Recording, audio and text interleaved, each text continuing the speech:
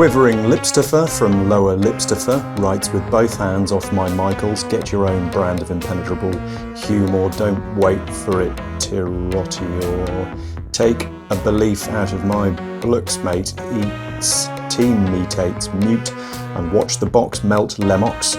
Off on switch again, sir, it's all right for some poor sod all, and tonight's the nightmare of mucus succumb, which is the same as Sackmas backwards off the ball. I bowled a hat full of heads.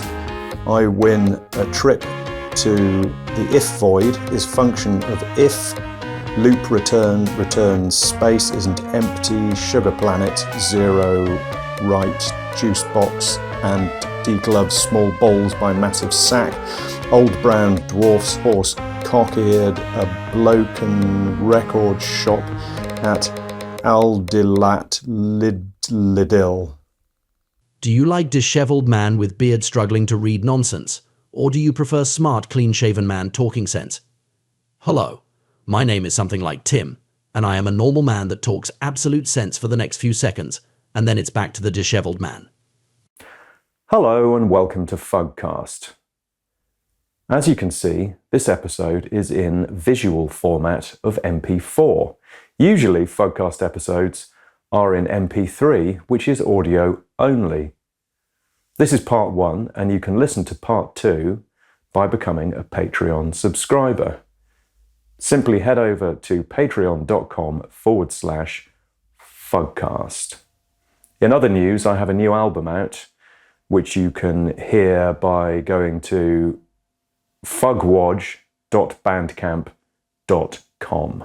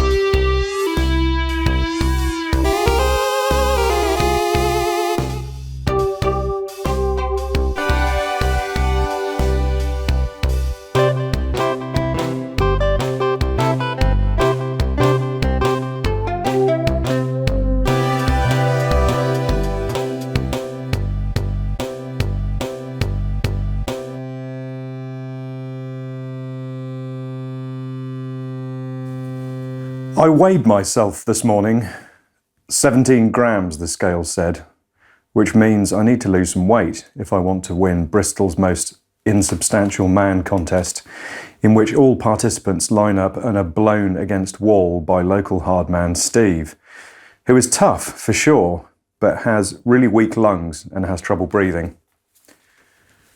My neighbour Darren Ian won last year. He was completely blown apart and died in the process, but still won.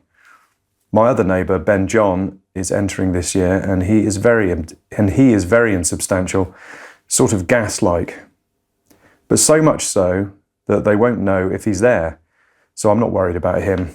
Although my other neighbour, Sue Jill, is a sort of ghost lady and can be seen if you believe in ghosts, which everyone involved in competition does, except this year's judge, Jill.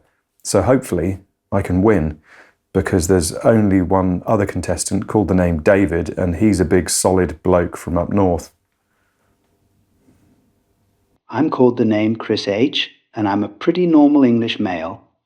I'm looking for a sandwich that not only tastes nice, but also smells amazing. My last sandwich did not smell so nice, so I gave to man on bus and said, "Here you go, bud." And the man said, "Thanks, matey, I love kipper and blue cheese sandwich." I'm meeting a friend for a drink tonight, and I'm really looking forward to it. Sorry, I mean not looking forward to it. I always do that. forget to say not, like when my wife asks if I want to go to dinner with boring couple who talk about loft conversion, and I say, I would like to go, forgetting to add not before like. And so we go. And it is really fun. Oh, sorry, I did it again. Anyway, I'm meeting this friend later, but I don't really want to because he tends to bang on about his loft conversion. Hi, I have been actually dreaming about sandwich. Ooh, baby. Made with one of those hexagonal pyramid loaves and featuring special cheese, tomato, lattice hunter's picnicle, Lego and Waitrose receipt. But will it be as good in real life? Do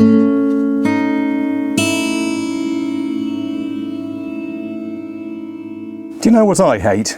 Meaning. Like when I say, can you move up, mate, to man on bus, and he says, what do you mean? And I say, move closer to window so I can sit down. And he looks at me blankly, so I sit down in empty seat behind him and mutter. It's the same when I paint picture of robot fighting Father Christmas and hang it in my daughter's classroom. Teacher, whose name is Stevens, says, what's the meaning of this? And I just stare at him and pretend to chew gum. Obviously, there is no deeper meaning. It's just robot fighting Father Christmas. That's it. And when I listen to film critic reviewing film about monster that goes around stabbing people, who says it's actually about modern isolation and things like that, I say, no, it's not. Just look at a picture of director on IMDb. He looked like a boiled egg with face drawn on in felt tip by someone wearing boxing gloves.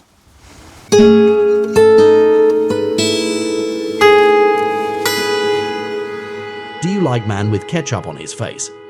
Or do you prefer man without ketchup on his face? A clean man.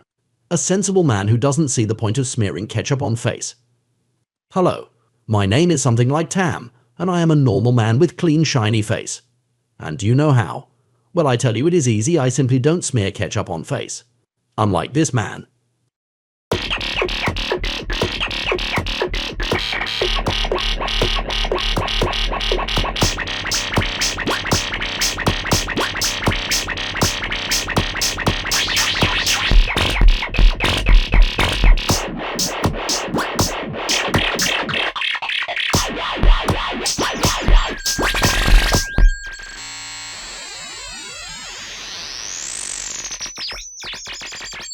My waistline fluctuates in perfect synchronization with my bank balance. Money goes in, balance goes up. Waistline expands, balance dips. And waistline still expands, but at a slower rate, because when the balance is low, I can't afford to buy so many cream buns. Now, the reason my bank balance is low at the moment is because I've spent all money on cream buns. But don't worry, it'll soon go back up when I sell all those cream buns back to the cream bun shop. And you add comment saying, wait, what? Eh? What? Dude, what? And I don't respond. Fuckcast is an absurdist comedy podcast written by Sam Langley. Each episode, Sam says things that don't seem to make any sense, but under analysis are very revealing. He often talks about his itchy arnus. From a Freudian perspective, the arnus is related to the father-son relationship. It is well known that Sam's father was a wool salesman, and it was very cheap wool, and all of the family's clothing was made of it, including briefs, jockey shorts, knickers, and jockstraps. Something that Sam often mentions in episodes is soup. Soup is related to feelings of comfort and warmth. Here it stands for emotional nourishment and support. As we know, all soup is good for us, whether it is made of carrot, potato, onion, celery, Lego, or Waitrose receipt. And listening to a middle-aged man talking about soup makes us feel very comfortable. Another food item that appears frequently is Edward's cake. Invented by Tom Tits in 1950, this rich, fruity cake is made from raisins, sultanas, apricots, prunes, currants, prune juice, castor oil, butter, cream, oats, flour, almonds, king nuts, sulfur, sugar, Lego, tap water, peas, Waitrose receipt, osmium, lettuce, tomato, teabag, rainwater, and rock salt. It is still handmade by the Tits family. There are only 2 of them, Sheila and Ross. The complex mix of ingredients symbolizes mixed emotions. Does Sam want to be making silly podcast, or would he rather be playing with his George Lucas and Ron Howard action figures? Lastly, the name Ian features heavily in all episodes of this wonderful podcast show. Freud was very clear about the name Ian, and he said it belongs to short, stocky man with cauliflower ears and red face. The name Ian is Hebrew in origin and means he has a red face and cauliflower ears. Here, the red face stands for tomato, which is nice with cauliflower in Chester bake or winter sandwich.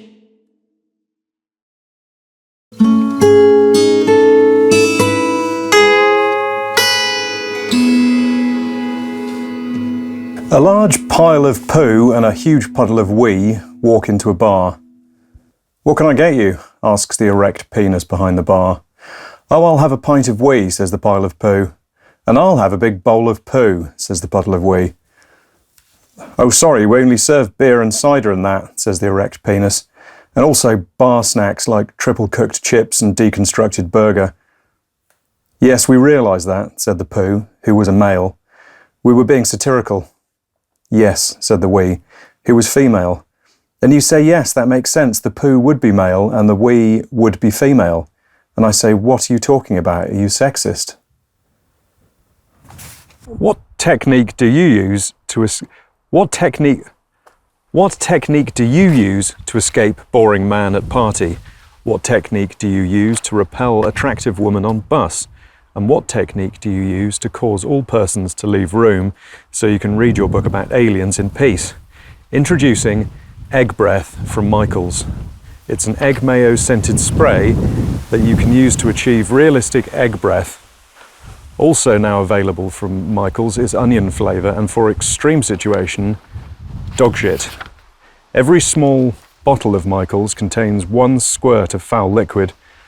But don't worry, that's more than enough and will last forever.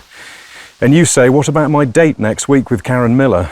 Introducing fresh mint and eucalyptus and ice cream flavour, which won't eliminate egg smell, but will mask it a bit. So, okay, right then.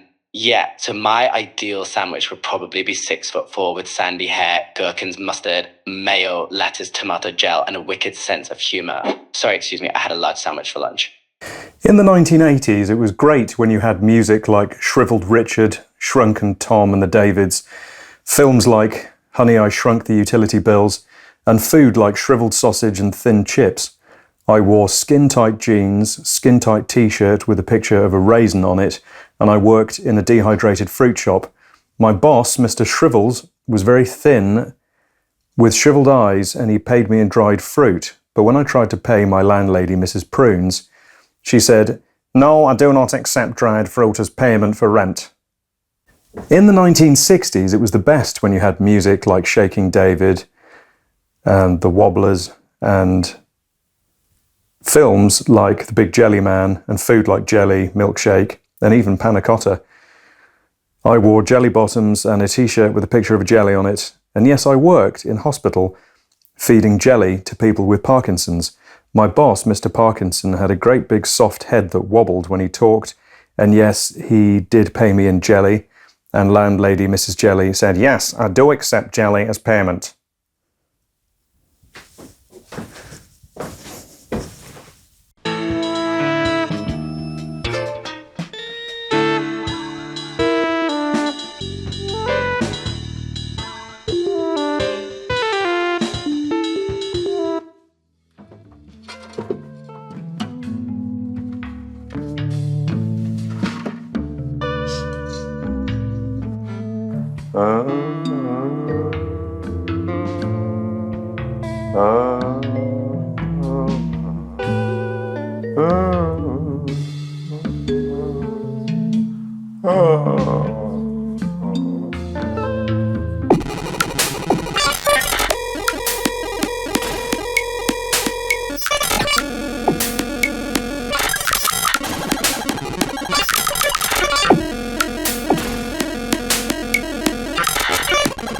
No neck.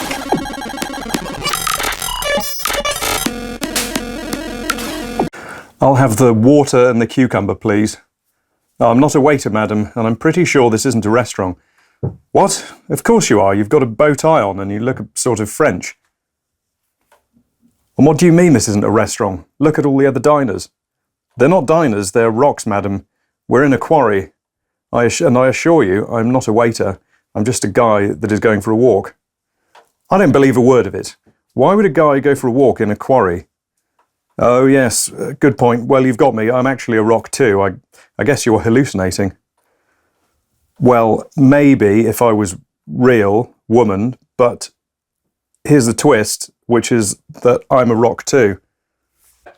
Okay, so apparently 37% of people have cereal for breakfast, with 17% opting for with milk, 7% preferring cream, and 11% consuming their delicious cereal bowl with rainwater. 17% of all people eat a slice of toast, with 27% slathering it with butter, 17% preferring marmalade, and just 1% opting for toast floating in a bowl milk. Wait, what? That's mad.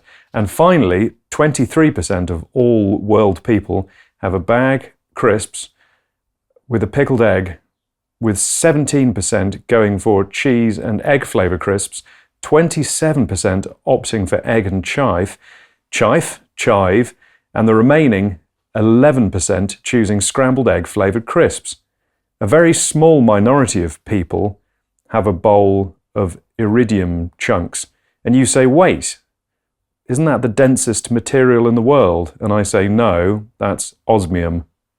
I'm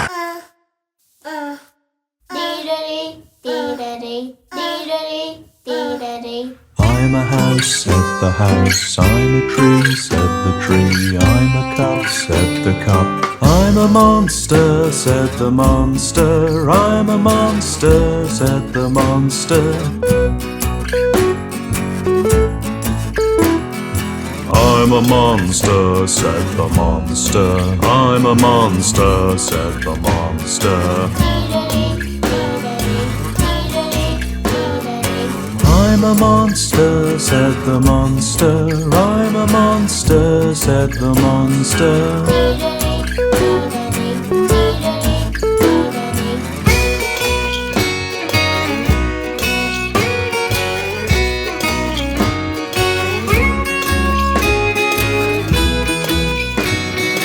I'm a monster, said the monster. I'm a monster, said the monster.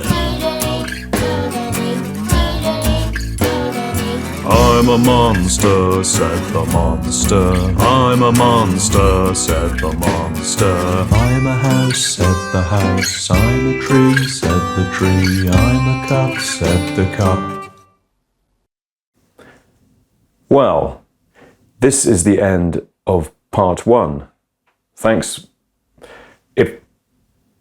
Listen to part two by heading over to patreon.com/fugcast.